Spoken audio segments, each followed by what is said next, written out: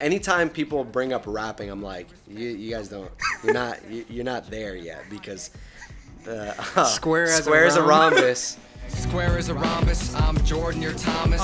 Floor in the pompous, important as Florida cock. Michael Jordan hates Isaiah Thomas, and Michael Jordan is known as the GOAT of basketball, and Isaiah Thomas was dominant in the early 90s, late 90s, but, kind of got overshadowed by Jordan. Him. Dude, all my lyrics have so much in them. Square as a rhombus, like you're square, like you're a square. I'm not square, so I'm a rhombus. Square as a rhombus, I'm Jordan, you're Thomas. Floor in the pompous, important as Florida's caucus. Like, come on, you're bringing politics into the mix. Slant rhyme, man, I'm the dopest from Alachua to Mannheim. Mannheim's in Germany. Alachua's in Florida. I mean, come on, dude. Like, one of the one line that needs to end up somewhere that I love. Actually, I don't know if it's the one that I sent you, but the first one, there are some bangers. There are some bangers. One in particular is, I could have been in the streets pushing rocks like Sisyphus. Which is like there's three meanings in there. I could have been in the streets pushing rocks, growing up in a single parent household, I could have sold crack. I mean, I could have, pushing rocks like Sisyphus. Sisyphus is a Greek character that he's what's it called? What is the word? He is relegated to, pushing a rock up a mountain for all of eternity, and that's like his lot in life. So I could have been in the streets pushing rocks like Sisyphus, like up the mountain, but also like that's kind of like a fable about like cycles, never-ending cycles, right? And not getting out of it. So I could have been selling crack, I could have been like Sisyphus, and then I could have been in this never-ending cycle, and that's just one of the best. Let's talk Malcrew, bro. Yeah. What happened with Malcrew, man? I want to, if those Joe Rogan moments, the Joe Rogan where it'll be like a 5-minute clip where they talked about something specific.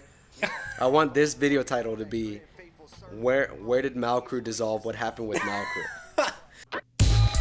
I think when you started getting into theater and chorus and all that, like, we became closer, and then we started rapping, and you came over and we rapped on the Shireen instrumental. Oh my gosh. Close calls. Yeah, dude. You did the thing with we did Young Lean, we did Absol. Yeah, and that's something that I admire about you a lot. And even with this project, I was talking to Andy and Alex on the Discord on the way over here.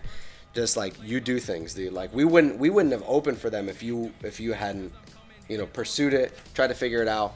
And I mean, tell me if you disagree, but I feel like some of it has been clumsy at times. Like, just go all in, and then you invested a lot of money for opening for them. It wasn't cheap. People ask me all the time, anytime I'll mention that, like, we opened up for this artist, and Young Lean is like a cult guy, like, he's huge. Yeah. And to hear that we opened up for him one time, it's like, how did you get that? I'm like, I think it was money, dude. Like, that's the only reason. We had no raw talent. As a matter of fact, I was reading my lyrics on stage in front of an audience of, like 200 people. A lot of people. At some point, like, I started hanging out with Mauricio a little bit more. Something happened at some point where, like, I guess I didn't come through or something.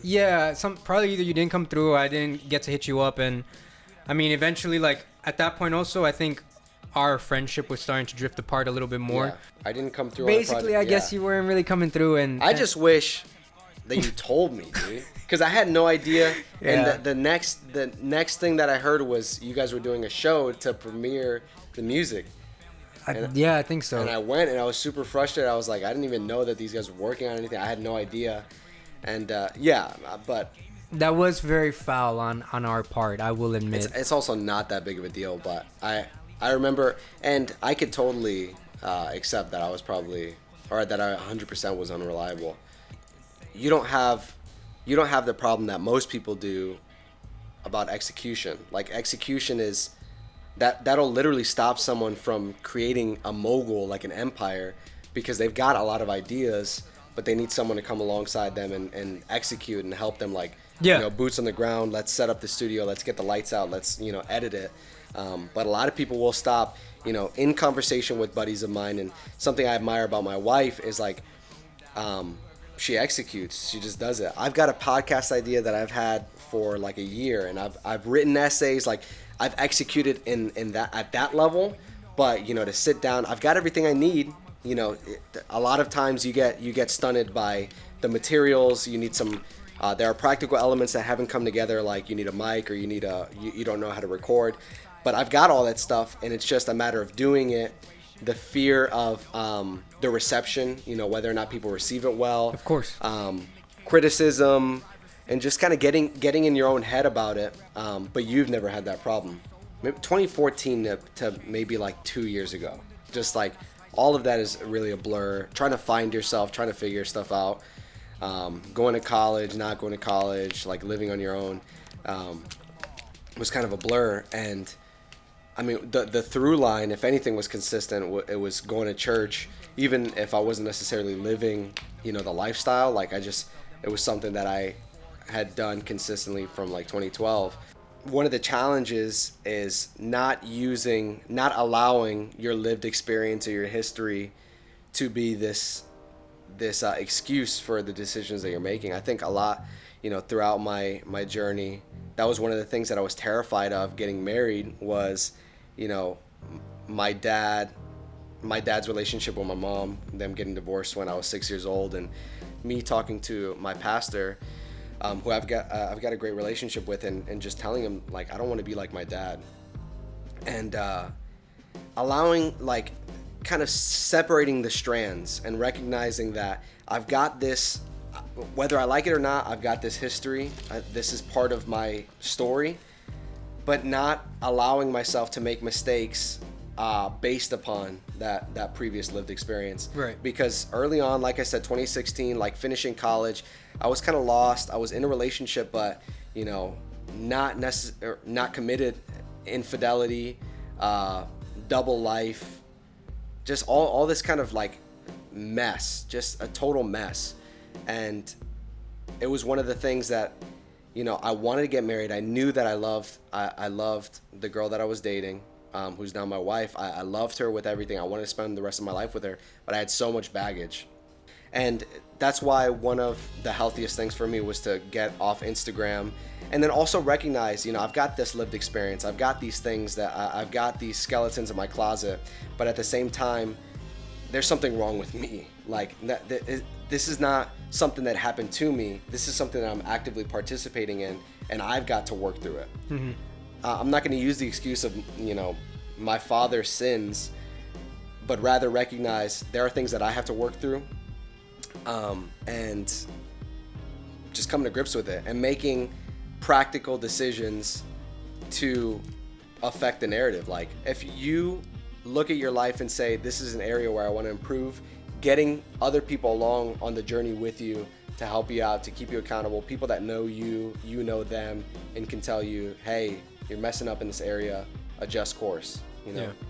If what I believe is that Jesus is the truth, the way, and the life, if I believe that the only way to your eternal destination being heaven, if I truly believe that, which I do as a Christian, it is irresponsible for me to engage this. Obviously, if you are new friends with someone, I'm not hitting them with all this stuff. I'm not hitting them with, if you don't believe in this stuff, you're going to go to hell.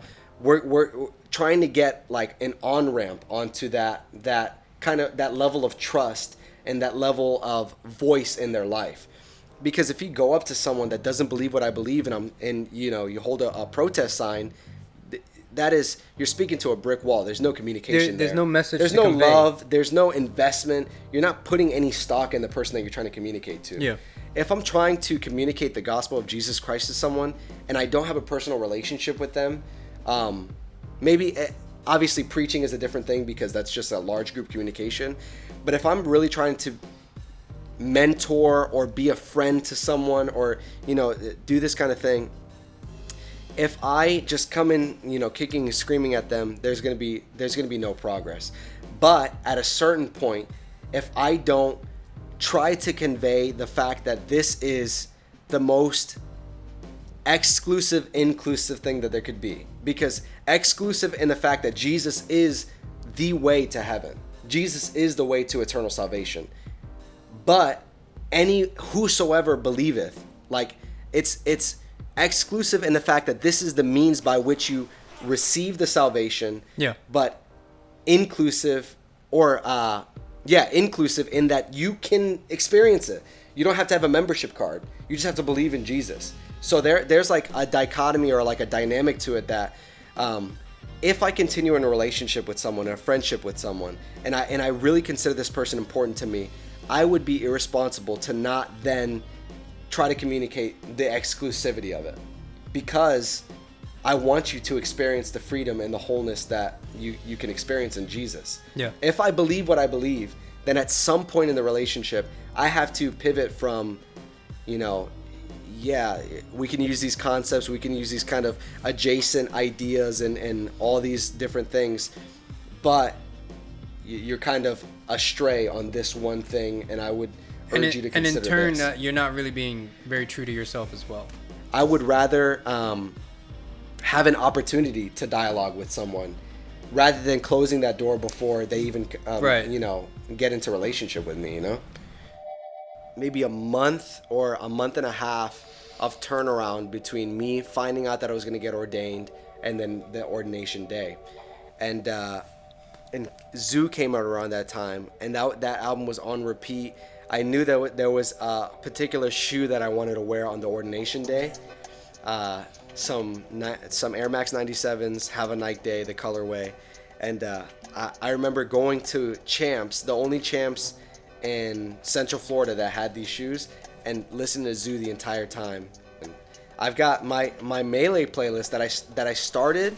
Melee 1, I put Life of Pablo on it, and I would just put all like entire albums on the Melee 1 playlist, and then a whole bunch of interludes and annoying crap would play through, and like the skit, we're broke, the Kanye, and I would just be like in my head playing Melee like in a tournament or something, and then that skit would come on, and I would have to stop playing, and I got annoyed with Melee 1, but I didn't want to go through and clean up the playlist, so I just started Melee 2. And the first song that's on that playlist is I think it's called "Don't Worry, We Got It From Here," the Tribe Called Quest, their most recent album. Yeah. Moving Backwards, the song with Anderson .Paak. Okay. That's the first song on the playlist, and then now it's literally a 36-hour playlist. It's got like 700 songs, and just songs that I go in and I've just curated it and I've like made it, and that's one of my prized possessions. Like, I hope that when I die, that's the legacy I leave. Don't make any conceptions about who I was as a person based on the playlist. I'm just proud of the playlist, that I've got so much dope rap music on the playlist. But don't listen to Sheck West and think that I was anything like that. I just need you to know. I went to see Chance the Rapper in Miami, and I worked the following day at 5 a.m. The concert was slated to start at 7 or something like that, and then I worked the next day at 5 a.m. He came out at like 9. And we're in Miami, so this is 3 hours away from Orlando, and it got to the point where if he did 2 more songs, he ended on Sunday Candy or something like that. If he did 2 more songs, I would have been late for work, because it was like midnight, and we had to get out. By the time that we were heading home, the traffic and everything, it was 1 a.m. It was like 1:30, and literally we got to Orlando. I got in the shower and I drove straight to work, and I was late to work. Like, I was like 10 minutes late. Literally almost every day, playing Rocket League or Warzone, I'll talk to Andy and Alex, like literally every day, just like hours on Discord. Yeah. Just pop open a voice server and freaking talk to them. And Pastor Jeff preached a sermon called "Don't Waste a Crisis." Just talking about the pandemic and this idea that this can be time well spent. And it's not just about being a hobbyist and picking up a hobby, but really like learning something about yourself. I like what you're doing about self-meditation. I will say that to my point about like vices and stuff like that, you need people along the journey that can measure, monitor your growth, help you, not for reasons other than, it's just like the biblical principle of prayer and people gathering together where two or three or where two or more are gathered, the presence of God is there. And it's like that is just a kind of this metaphysical principle. Like that is true regardless. This situation is really tough for a lot of people, and you got to find ways to combat it. And hanging out with the homies playing video games has been one of the primary means, at least for me, to get connected and stay sane. Like literally being at home 24 hours out of the day. You know, just closing this out. I hope that we can do this again, or just, you know, let's keep in touch. And if you ever need anything, just let me know. And thanks for being a part of this. And it's in inception. This is the first day of shooting, so my man Franco here.